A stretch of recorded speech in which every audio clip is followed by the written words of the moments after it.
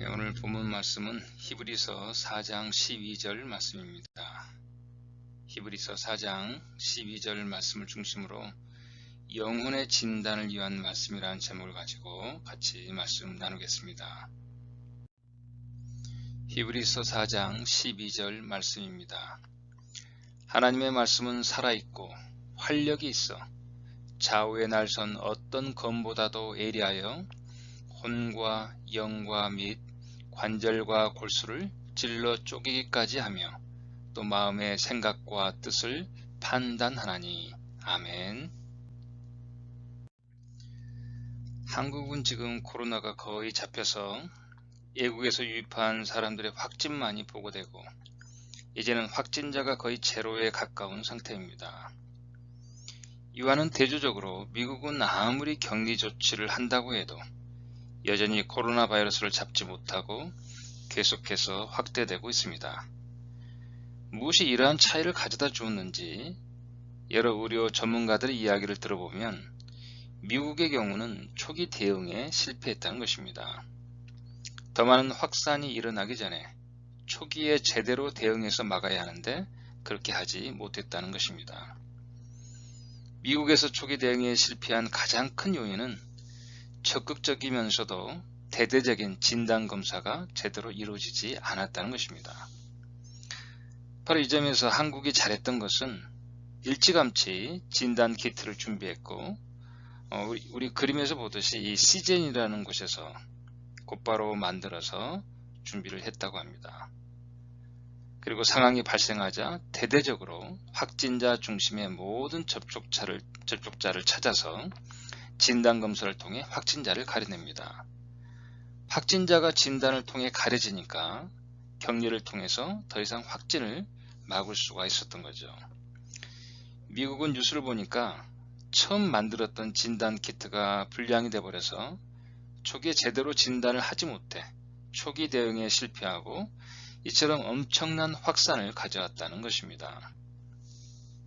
제가 볼 때는 지금도 단지 격리만이 아니라 보다 더 대대적이고 적극적인 진단을 통해서 확진자를 가려내고 조치하는 일이 필요하다고 생각합니다. 여러분, 왜 바이러스를 잡기 위해서 이 진단이 중요한지 아십니까? 만일 이 바이러스가 눈에 쉽게 보이고 그리고 그 바이러스에 걸린 사람들의 증상이 두드러지게 나타났다면 이 바이러스를 잡는 데 별로 어려움이 없었을 것입니다. 쉽게 눈에 띄고 바로 조치를 할 수 있는 거죠. 그렇지만 지금 코로나는 눈에 보이지도 않고 많은 경우 그 증상이 두드러지지도 않아서 어디에 놓여 있는지 알 수 없는 상황이기에 그 바이러스를 잡는 것이 쉽지 않다는 것입니다. 이처럼 눈에 보이지 않는 적을 상대해야 하기 때문에 그 적이 어디 숨어 있는지를 알아내야 그 적과 싸워 이길 수 있는 겁니다. 적이 어디 있는지도 모르고 어떻게 싸움을 싸울 수 있겠습니까? 바로 이 점에서 진단을 통해 눈에 보이지 않는 이 바이러스가 숨어있는 것을 찾아내는 것이 참으로 중요한 것입니다. 여러분, 눈에 보이지 않는 적을 상대하는 것은 우리 영적인 전쟁도 마찬가지입니다. 우리는 눈에 보이는 적이 아니라 눈에 보이지 않는 적을 상대합니다. 우리 영혼을 죽이는 치명적인 죄라는 바이러스, 내버려두면 우리 온몸에 퍼지는 이 암과 같은 죄가 우리 안에 깊숙이 숨어 있다는 것입니다. 당장 이 심각하고 치명적인 죄가 드러나지 않기 때문에 속에는 죽을 병이 걸려 있는데 얼마나 많은 사람들이 스스로 나는 건강하다고 여기고 아무런 준비 없이 살고 오히려 다른 사람들에게까지 전염시키고 있는 것입니다. 이번 코로나 사태를 통해서 우리는 진정한 문제, 곧 우리의 영적인 문제를 볼 수 있기 바랍니다. 내 안에 숨어있는 죄의 바이러스와 암덩어리를 제대로 진단해야만이 치료가 가능합니다. 여러분, 속지 마세요. 눈으로 보이는 것으로만 살아서는 안 됩니다. 당장 눈에 보이지 않지만 반드시 이루어질 중요한 실체를 볼 수 있기 바랍니다.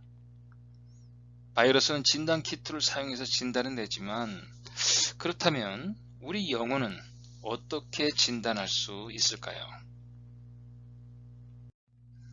오늘 본문의 말씀은 하나님의 말씀의 능력에 대한 말씀으로 자주 인용되는 구절입니다. 히브리서 4장 12절 말씀, 하나님의 말씀은 살아있고 활력이 있어 좌우에 날선 어떤 검보다도 예리하여 혼과 영과 및 간절과 골수를 찔러 쪼개기까지 하며 또 마음의 생각과 뜻을 판단하나니. 하나님의 말씀은 살아있고 활력이 있다고 말합니다.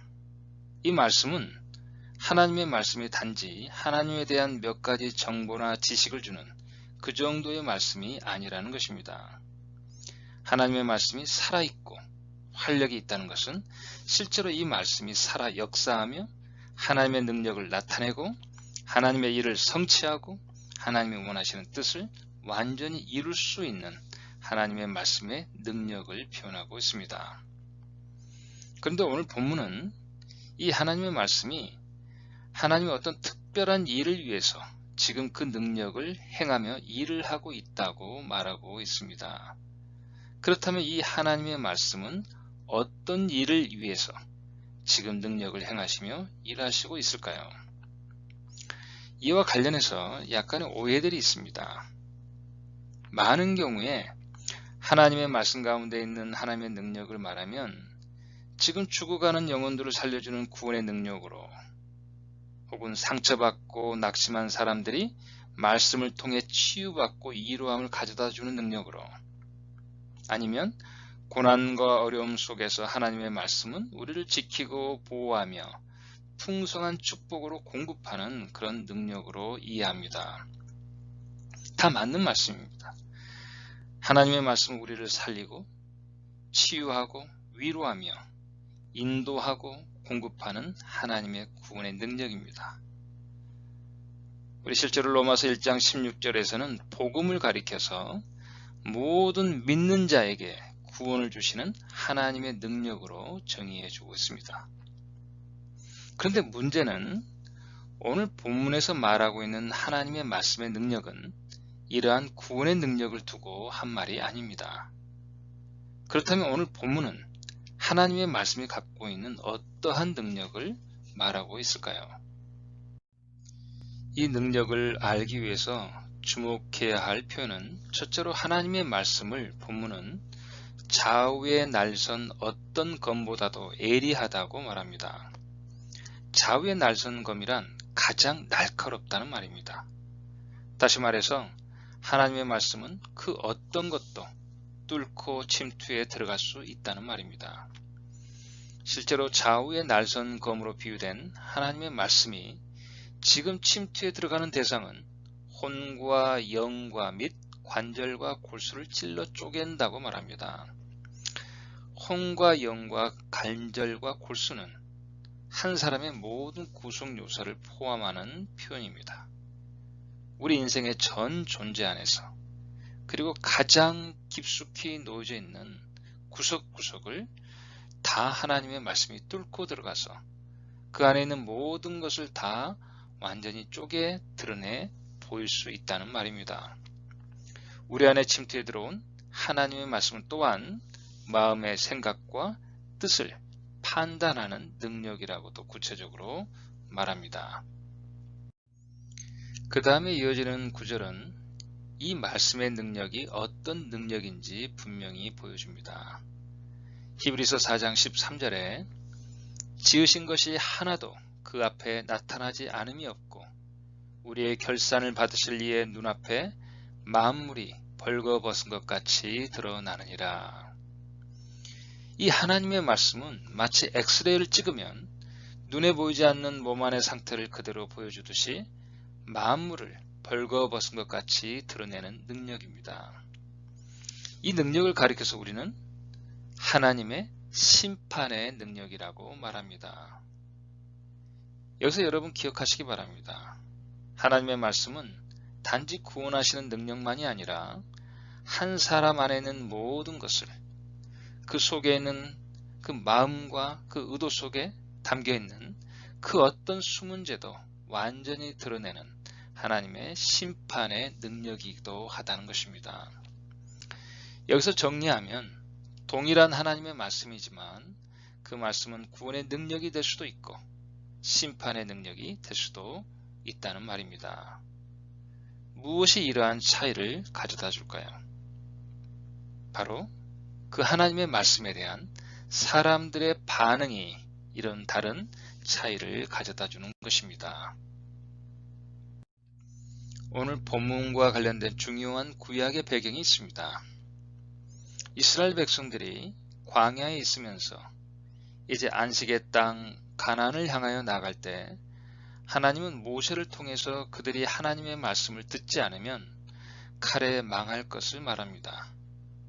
그럼에도 불구하고 그들은 하나님의 말씀을 듣지 않고 나아가다가 결국 칼에 멸망하는 모습을 보여줍니다. 우리 민수기 14장 43절에서 45절까지 보면 아말렉인과 가나안인이 너희 앞에 있으니 너희가 그 칼에 망하리라. 너희가 여호와를 배반하였으니 여호와께서 너희와 함께하지 아니하시리라 하나 그들이 그래도 산 꼭대기로 올라갔고 여호와의 언약궤와 모세는 진영을 떠나지 아니하였더라. 아말렉인과 산간지대에 거주하는 가나안인이 내려와 그들을 무찌르고 호르마까지 이르렀더라. 자, 이 말씀을 보면 지금 이스라엘 백성들이 분명히 하나님이 함께 하시지 않겠다고 그리고 그들이 가게 되면 칼에 멸망할 것을 분명히 말씀했음에도 불구하고 그 말씀을 듣지 않고 올라가다가 결국 칼에 멸망하는 모습을 보게 됩니다. 바로 이 모습은 계속해서 하나님이 그들을 구원하실 것을 말씀하시지만 그 말씀에 계속 불순종함으로 결국 안식의 땅에 들어가지 못하고 광야에서 멸망한 이스라엘 백성의 모습을 대표하고 있는 모습입니다.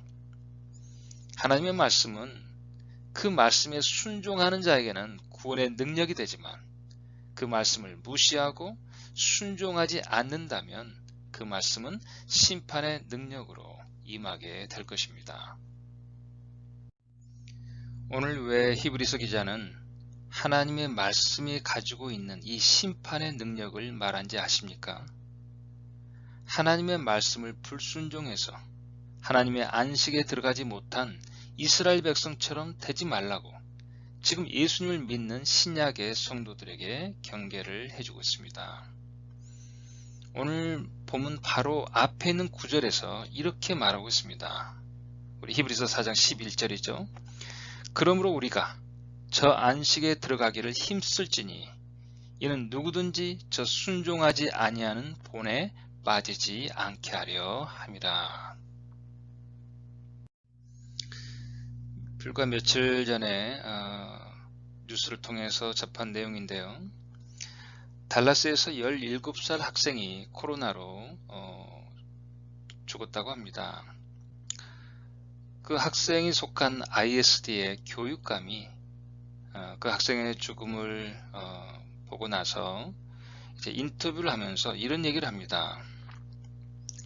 내 집을 강타하지 않으면 코로나는 뉴스일 뿐이지만 코로나19가 내 집에 닿는 순간 현실이 되고 심각성을 절실히 깨닫게 된다. 이렇게 말했던 내용을 기사로 본 적이 있습니다.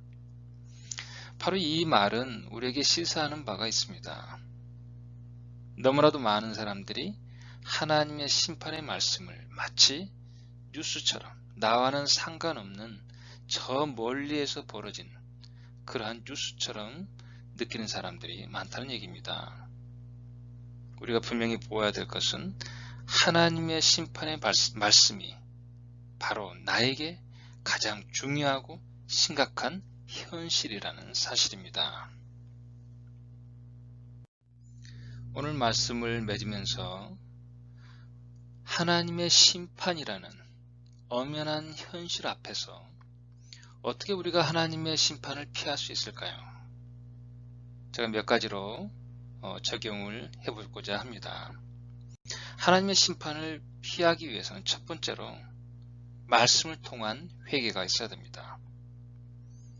최종적인 하나님의 심판이 오기 전에 그 심판의 말씀에 비추어서 바로 그 심판의 말씀은 우리 영혼을, 우리 속에 숨겨져 있는, 저 깊숙이 숨겨져 있는 그 죄까지도 진단하고 드러낼 수 있는 그런 진단하는 말씀이 됩니다. 하나님의 말씀 가운데 내가 얼마나 심각한 죄인인지를 제대로 보고 하나님께 돌이키며 회개해야 합니다. 우리가 회개로 나아갈 때 그 말씀은 또한 우리가 가진 이 죄의 암덩어리를 완전히 제거하며 치료하는 능력의 말씀이 또한 될 것입니다. 그런 점에서 회개는 말씀 가운데 나의 죄를 분명히 진단하고 그 죄를 끊어내는 것입니다. 제거하는 것입니다. 하나님의 심판을 피하기 위해서 둘째로 우리가 가져야 할 것은 바로 믿음의 순종입니다. 하나님의 안식에 들어가지 못하고 광야에서 멸망한 이스라엘을 경계로 삼으라고 하면서 히브리서 기자는 다음과 같이 권고하고 있습니다. 히브리서 3장 12절에서 14절까지입니다. 형제들아, 너희는 삼가 혹 너희 중에 누가 믿지 아니하는 악한 마음을 품고 살아계신 하나님에게서 떨어질까 조심할 것이요, 오직 오늘이라 일컫는 동안에 매일 피차 건면하여 너희 중에 누구든지 죄의 유혹으로 완고하게 되지 않도록 하라. 우리가 시작할 때에 확신한 것을 끝까지 견고히 잡고 있으면 그리스도와 함께 참여한 자가 되리라. 마지막으로 하나님의 심판을 피하기 위해서는 예수님을 굳게 붙잡아야 합니다. 우리의 노력과 힘으로는 그 어느 누구도 하나님의 심판을 피할 수 없음을 알고 하나님이 우리에게 주신 피할 길이신 예수님을 믿음으로 붙잡는 것입니다. 히브리서 4장 14절에서 16절까지 이렇게 말씀합니다. 그러므로 우리에게 큰 대제사장이 계시니 승천하시니 곧 하나님의 아들 예수시라. 우리가 믿는 도리를 굳게 잡을지어다. 우리에게 있는 대제사장은 우리의 연약함을 동정하지 못하실 리가 아니요 모든 일에 우리와 똑같이 시험을 받으신 이로되 죄는 없으시니라. 그러므로 우리는 긍휼하심을 받고 때를 따라 돕는 은혜를 얻기 위하여 은혜의 보좌 앞에 담대히 나아갈 것이니라. 하나님의 말씀에 비춰보니까 우리의 온몸이 죄악덩어리로 노출되고 심판 가운데 던져질 수밖에 없는 상태에서 예수님은 모든 몸에 우리 대신 고난을 받으셨습니다. 우리 죄를 대신하시기 위한 고난입니다.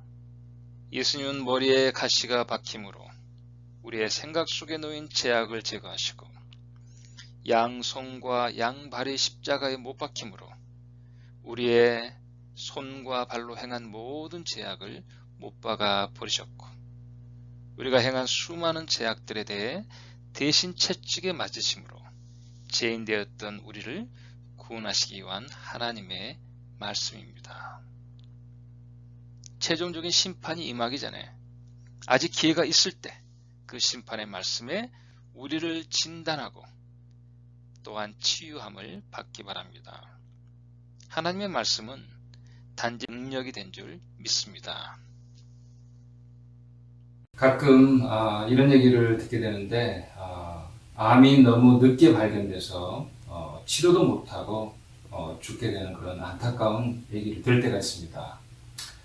오늘 말씀은 우리가 정말 이 땅에 살면서 하나님의 말씀에 따라 경계를 우리가 삼고 그리고 그 말씀에 우리가 주의해서 말씀대로 순종하며 살 때 그 하나님의 말씀은 우리 안에 있는 그 제약된 덩어리들, 우리를 죽게 만드는 그 암세포와 같은 것들을 깨끗이 제거해서 우리를 살려내는 그 말씀이 될 수 있지만 만약에 우리가 그 하나님의 말씀을 무시하고 말씀대로 순종하며 살지 않을 때 나중에 마지막 심판 때 그 말씀은 오히려 나를 심판하는 하나님의 심판의 칼로 우리에게 올 것을 경고하고 있는 말씀입니다. 여러분 오늘 말씀을 꼭 기억하시고 우리가 이 땅에 살 때 아직 기회가 남아있는 이 시간 속에 살 때 정말 늘 말씀 가운데 나를 비춰보고 그 말씀의 경계를 삼고 어떻게 하면 하나님 앞에 더 경건하게, 거룩하게, 정결하게 하나님 원하는 뜻대로 나아갈 수 있을까? 우리가 늘 말씀의 그 빛을 따라서 살아가는 그런 가운데서 정말 우리 말씀이 주시는 그 생명의 치유하는 능력을 경험하는 우리 모든 성도가 되기를 주님의 이름으로 축원합니다.